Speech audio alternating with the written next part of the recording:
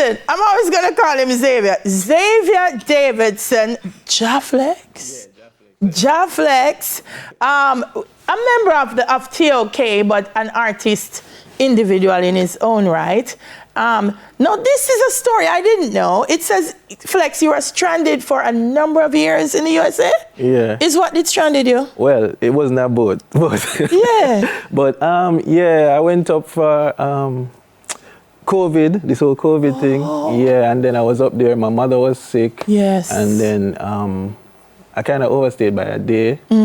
Not my fault, really, but it just ended up that way because when we reached back at the airport and I hear say Jamaica change up regulations, I'm going to miss my flight, and then one bag of something. Wow. So when I came back out, came back up, them hold me and them say, yo, you can't move, and I ended up in a detention center. Wow. Yeah, for like 2 months.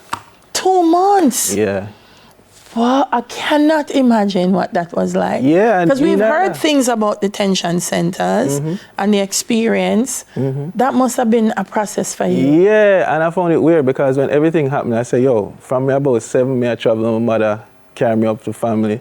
Then with T.O.K, the amount of time I fly to America and all over. So, everything I said, it never... It didn't mean a thing. Never mean a thing, and I found that weird. But the thing is, I got a good lawyer, and, she helped me out. Shout out to Reggae Visa lawyer, too. She was the first lawyer that I got. And I've been there with my mom since she passed away last year. So I know, and even just following you on social media, that it was a very challenging time, not just physically being there, but emotionally for you as well. Yeah, enough things, because, as I said, my mom was sick. Then I was going through this. When them just let me out, I had on GPS tracker, probation. What? Yeah, I couldn't leave the state. I had to be at home. They need to come visit me and check some, come out. So for me, this was unheard of. I never know you never imagine it could happen to you. Sir, no, but it's an important story to tell, because a lot of people are traveling and you said to them, listen, things are going on, so you have to be, they're like, no, that don't happen to me. I travel all the time. But look at that. Yeah, man, crazy things, man. How does it feel, though, to be... You come back on Jamaican soil? It feels good. It feels good. I mean, definitely the food is different. Yes. Natural. Yes. Yeah, so you drink coconut water over there, so it's out of a can. Yeah. Yeah, but we get the real coconut water now. Just the energy plus the vibe, linking up with the guys. I mean, we did link up before, like 2 years before, because we did Barclays Center together for Reggae Fest twice. And but anything out of the States, I couldn't perform. Couldn't perform? No.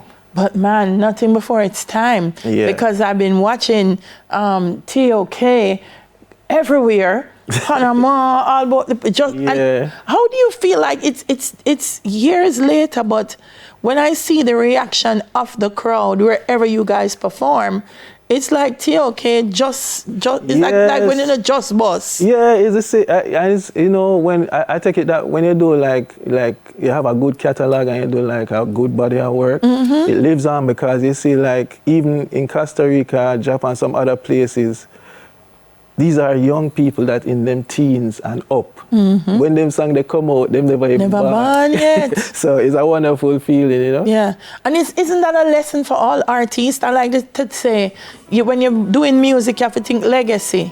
Yeah, and the thing is, that is true. But I think with us, when we just came into the business, we have some good teachers. We have Danny Brownie, we have Dave Kelly, Tony Kelly, all the great producers. Wow. And these people will help mold you the right way. But I think what's happening nowadays is that everybody have a laptop in them house, just think and them friend, and them just do it and say, yeah man, we are singing about that, but there's no guidance. And then sometimes as somebody who in the business and experience it, you may try say, yo, if you do this different, it will work, but them feel like try code them down when you're just basically trying to teach them what the greats have taught you, But some don't want to listen, so we just work with who want to listen, and just want to listen after them. Who can't hear or go feel. Yeah. And I find that really just nearly is the biggest problem I find with not just music but the creative industry. That people come And I try mentor them and I like them. I say, but could you too try mentor me? You know which part me I reach in a life? I don't need to hear from you. True. It's not lasting though, like literally. And I'm listening to this song, and I think one of the things about T.O.K.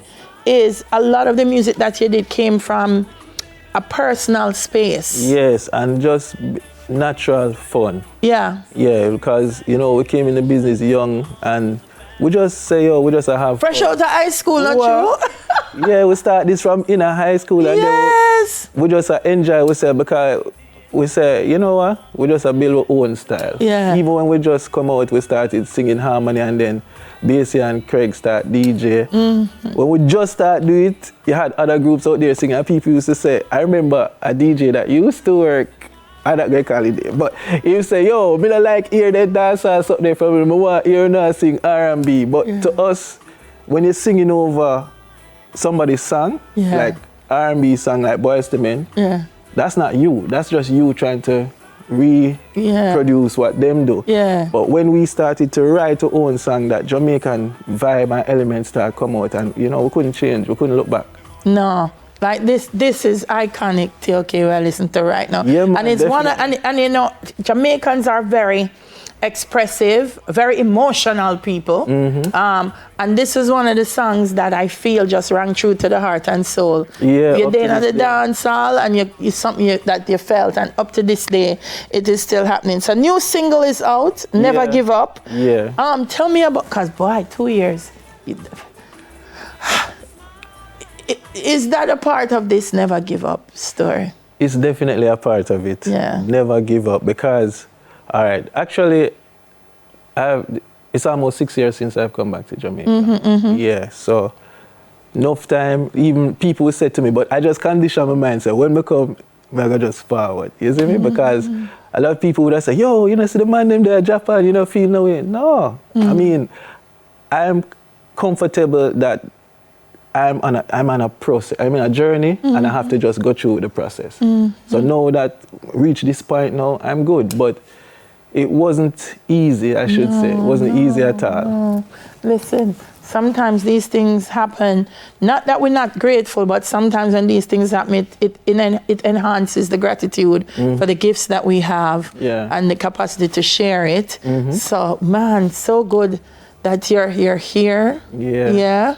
And still turning out great music. And we're going to share that a little bit with you guys before we go. So we're going to take a quick break.